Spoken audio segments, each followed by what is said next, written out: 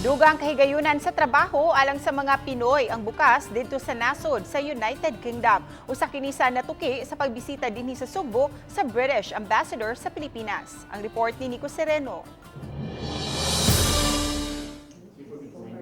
Sa iyang pagbisita sa Subo, gipasalig ni British Ambassador to the Philippines, Lord Bofis, ang lig-on nga relasyon sa United Kingdom ug Pilipinas. Kagahapon iyang gibisita ang Cebu City Hall ug nag-courtesy call kang Mayor Mike Rama. Nahisgutan sa ilang tigom ang lain-lain nga mga issue sama sa COVID response ug nagpadayon nga vaccination program. Ang gobyerno sa UK usa sa labing dakong donors sa mga COVID-19 vaccines nga gipaagi sa COVAX facility. Sa miaging simana dugang mga doses sa AstraZeneca vaccines ang naabot sa Pilipinas pamatuod sa panaad sa United Kingdom pag-abag sa lain-laing mga nasod aron pagsumpo sa COVID-19. Our overall contributions are nearing 6 million right now, which is very significant, and I think a testament of the strength of our relationship and how much we want to support the Philippines through this shared, incredibly challenging time. Samtang gipasalamatan sa UK Ambassador ang kadasig sa mga Pilipino,